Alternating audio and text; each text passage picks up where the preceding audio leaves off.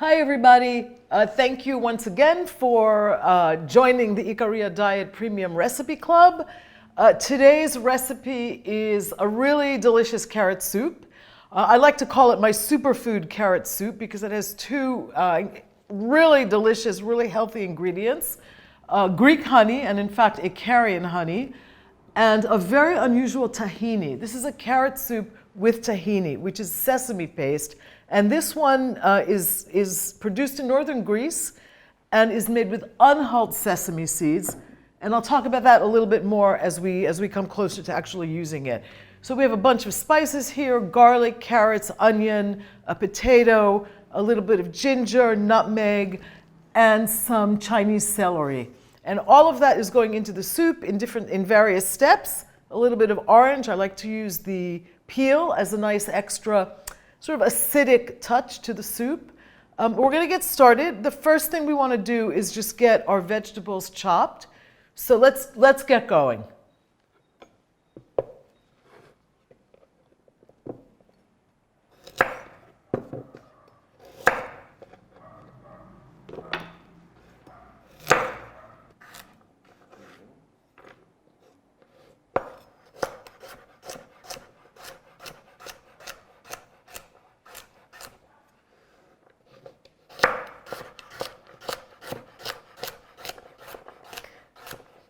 The vegetables, you can pretty much cut them almost any way you want. The soup is going to be pureed at the end, either in a blender if that's what you have, or a food processor, or one of my favorite kitchen tools, an immersion blender.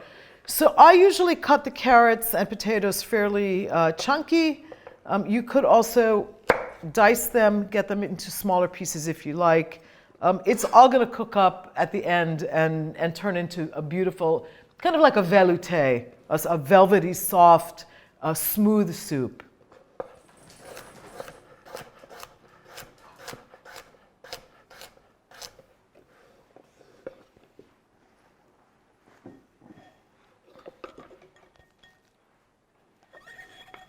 I'm just going to get all my vegetables together. All the vegetables that are going to be cooked in the beginning together, which are the carrots, the onion, and then the potato.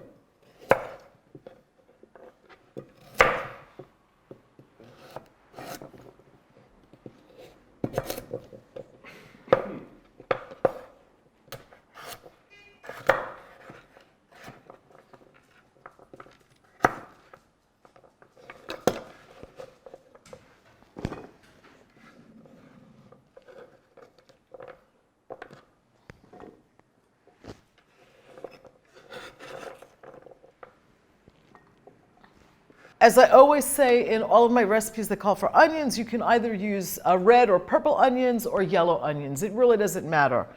We have purple onions are more common in Greece. I'm in my Athenian kitchen right now. And we just want to get a coarse chop on the onions.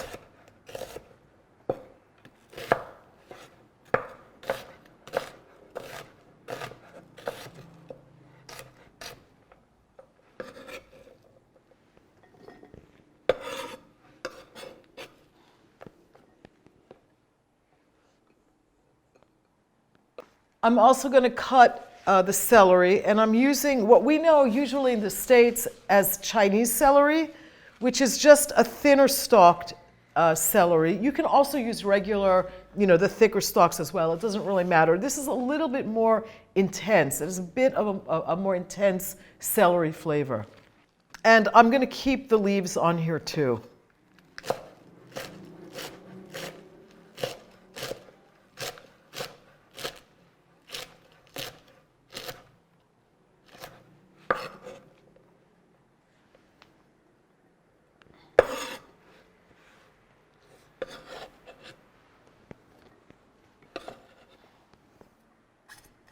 Let's get the potato cut as well so that it's ready. And we always keep peeled potatoes in water just to keep them from oxidizing, from turning brown. It's a little cooking tip most people probably have at least heard before, but maybe if you're a new cook, you might not know that little trick.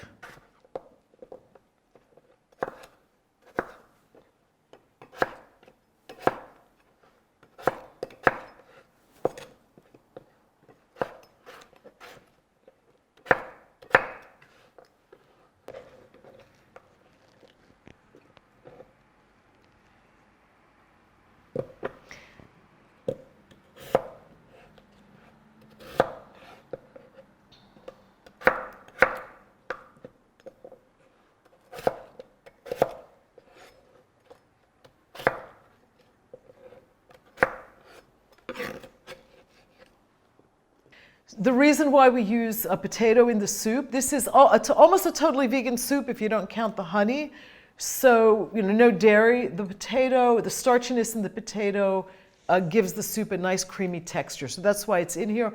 You could substitute it out with a sweet potato if you like, if you want something that's maybe a little better for the glycemic index. Sweet potatoes are a little better. And they're also packed with beta-carotenes. I love this induction stovetop. It's like cooking in outer space. It seems like so technologically advanced. And I have Miele to thank for that because they generously supplied the heavy equipment in the kitchen, the stoves, the fridge, and the ovens, the stovetop, and the fridge. I want to get a little strip of orange zest. And the way we do that is just to cut around the contour of the orange. And that's really it. You can try to scrape out or cut out some of the pith if you want. It can be a little bit bitter. And you want to do that with a sharp knife.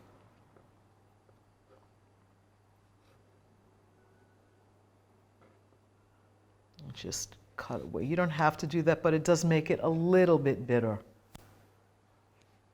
And that's going into my hot pan. And you always want to heat your pan before you add olive oil. And I hope you can see this, but that kind of shimmery thing that's going on the surface of the oil as soon as it hits the hot pan, that's exactly what we want. We know that the oil heats up really fast and it's the right temperature to add the bulk of our tougher vegetables, which are the carrots, the onion, and the celery. So that's going in.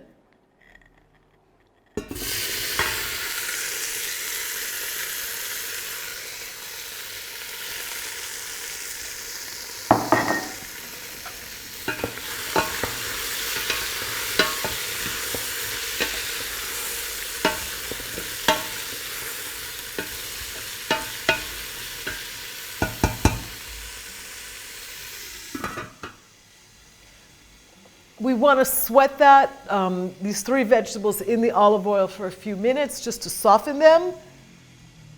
And I can prep the garlic in the meantime to have that ready because that's also going into the soup. I'm using one of my favorite ingredients, and I know I don't stop singing the praises of it. It's these ready peeled, really aromatic Greek garlic that just, I can't even describe how the sweet garlic flavor of these cloves. They're really, really delicious. And we just want to get that chopped as well. I'm using 4 cloves. You can use 3 or 4. I like garlic, and it's really good for you.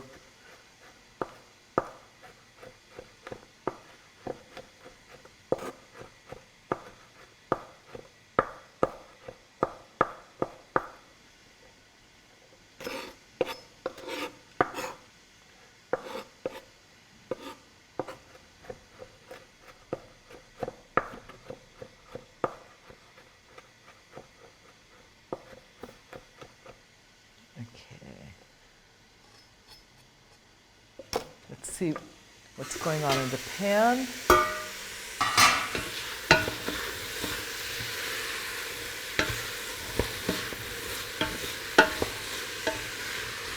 So you want to see the vegetables starting to glimmer and have that beautiful olive oil coating. That's exactly what we want. And the reason we do this, the reason I like to do my vegetables this way before starting almost any kind of vegetable soup, is that it just brings out the intense flavors in the vegetables, but also helps their natural sugars develop. So that makes, there's kind of this nice underlying sweetness. Carrots are sweet to begin with, so this soup has a little bit of that.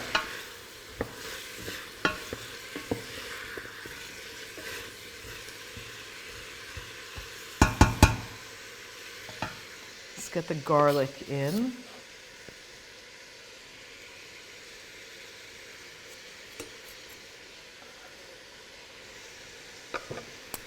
Give that a stir.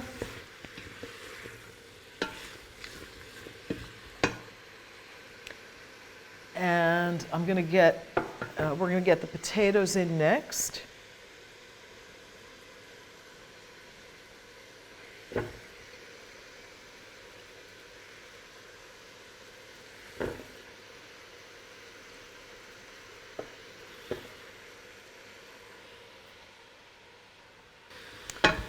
Stir all of that around.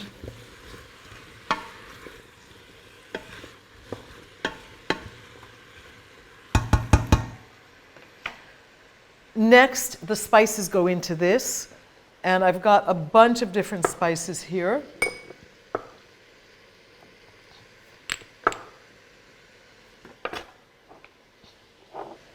So spices go in next. This is a little bit of turmeric, curcuma as we call it in Greek. It's a very ancient spice in this part of the world. A little bit of cumin, some curry powder,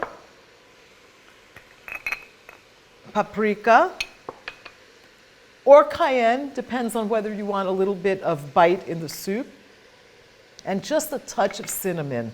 And I also have nutmeg and ginger in here too. So I'm adding the spices, and I always just eyeball this. I like to add the spices at the beginning when the vegetables are also cooking in the olive oil, because that also, the heat and the oil help bring out the essential oils in the spices themselves. So you get that beautiful, the richest, most intense spice flavor that you can get doing it this way.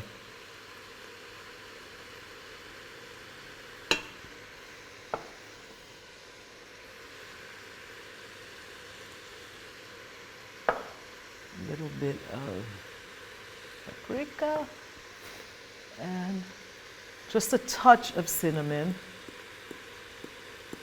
and just a hint. And I'm also adding a little bit of freshly grated nutmeg to this.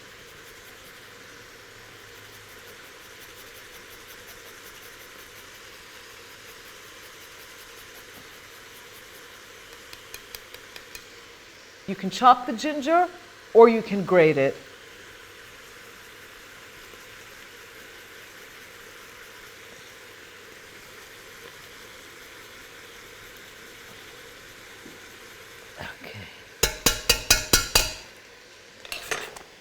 And let's remember the orange zest also goes in here. This all gets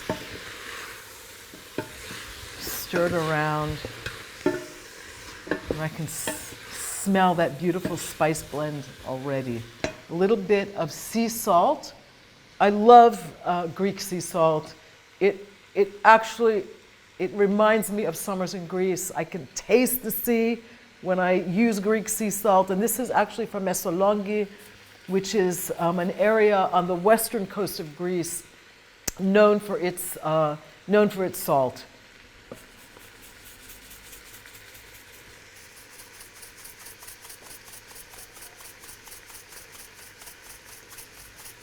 And this is actually, it's totally unprocessed salt, no additives.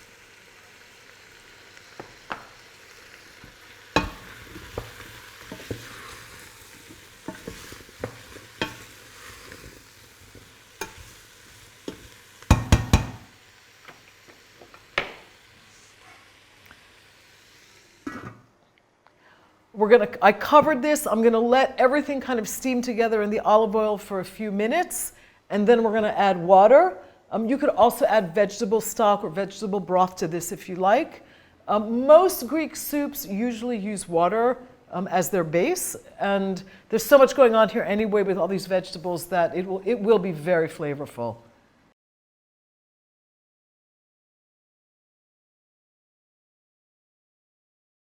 So I love ginger so much that I decided to use that whole big knob. I love the pepperiness of ginger, and you know, there's got to be a Greek connection, right? So the word in Greek for ginger is actually, it's piperoriza, which means pepper root, so peppery root.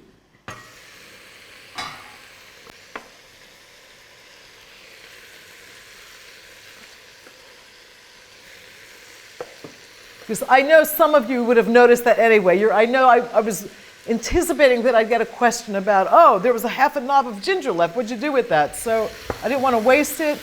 It goes right into the soup.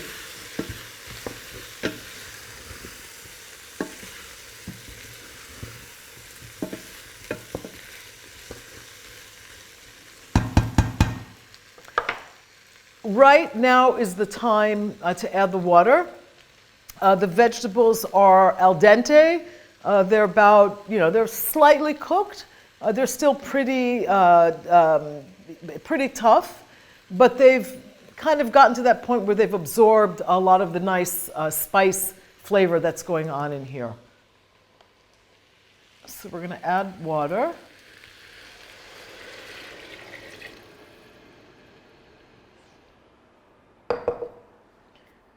And that will come to a boil in a few minutes.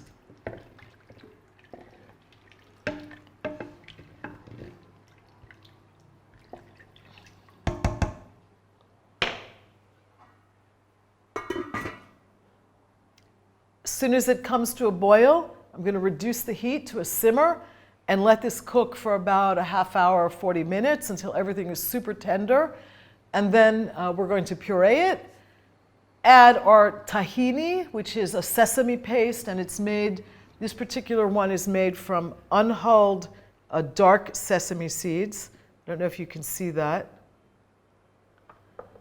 A little bit of Icarian pine honey. You can use any good raw honey, but there's nothing like Greek honey. I think anyone who's ever tasted it knows that. We're going to taste it at the end and see if it needs anything else, a little bit of balsamic vinegar. And everything will come together and it'll have that nice balance of sweetness and acidity and all those beautiful spices.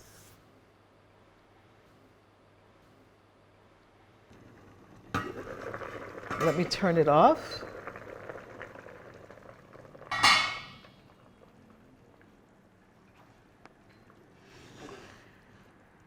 And now we're ready to run the immersion blender through it and add the tahini, and then a little bit of honey and serve it. And it's one of my favorite dishes and very, very, very healthy and nutritious. So I like to use an immersion blender for this. You could do it in a food processor or in a high-speed, high-power blender if that's what you have at home. So the orange zest came apart a little bit. Make sure to fish it out before you run this through any sort of blender.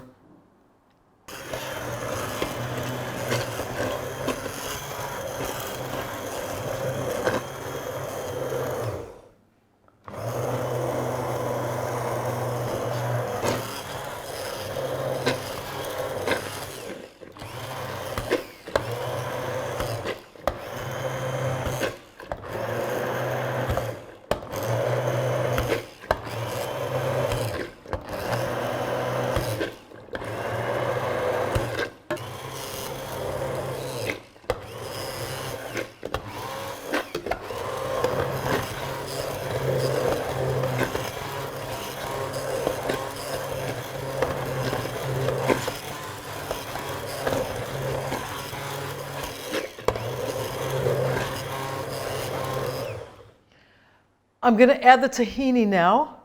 This tahini, which is sesame paste, in case anyone forgot what tahini actually is, is produced in the northeastern part of Greece in an area called Thraki or Thrace. That was an area where sesame was traditionally grown up there, and the indigenous sesame from that part of Greece is extremely nutritious and aromatic. And this particular producer, the company is called Samithos. It's a small family business. He studied agronomy, and he was looking for something to cultivate, something to harvest, something to cultivate that would be, that would sort of be ecologically sound in that part of Greece, because the sesame isn't really produced in Greece anymore. It's extremely labor intensive. So it's now produced mostly in much poorer countries where labor is cheaper.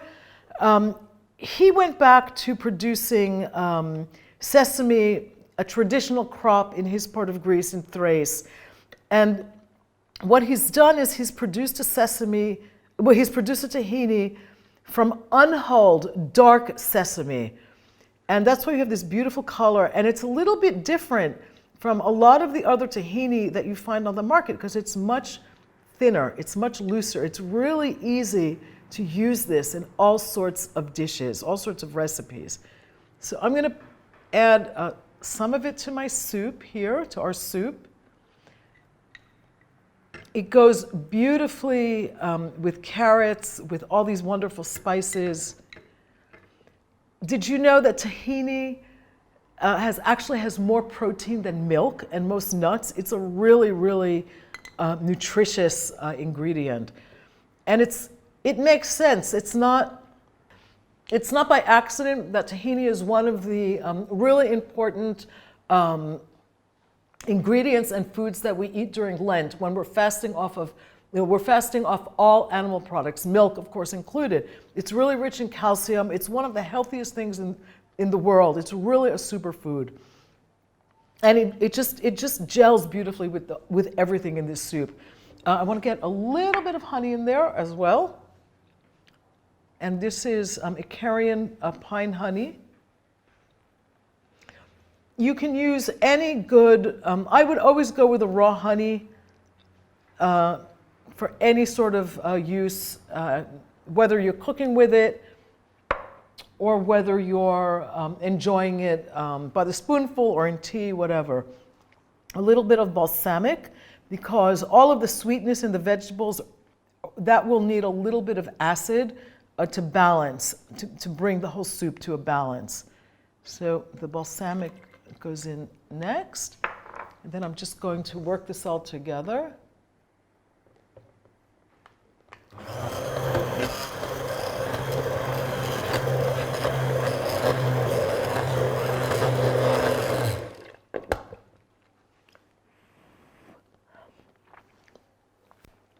That is so yummy. A little bit of salt. Needs a touch of salt.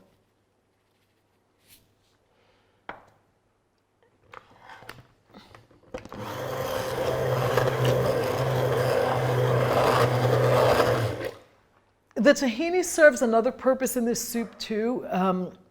It gives it the same kind of creaminess that you would acquire if we were using, say, a heavy cream. It has that, that density and that thickness, that velvety texture, and that's kind of what we're looking for in this soup. So I want to get this served. So there's a little bit of chunkiness. I left some of the carrots intact. I don't know if you can see that.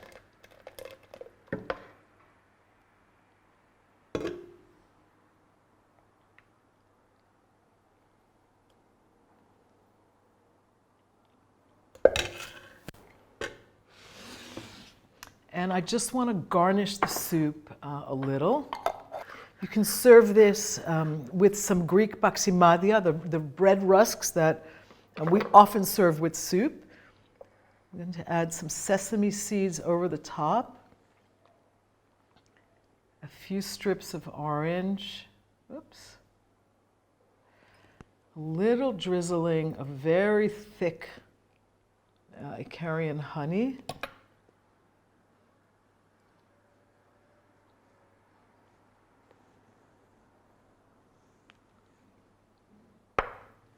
sorry, a little bit of olive oil, just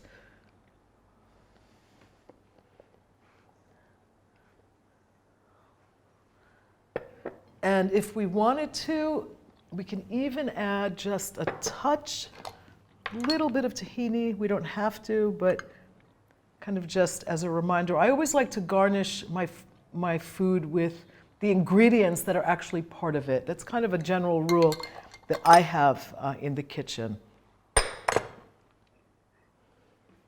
So look at this gorgeous dish here.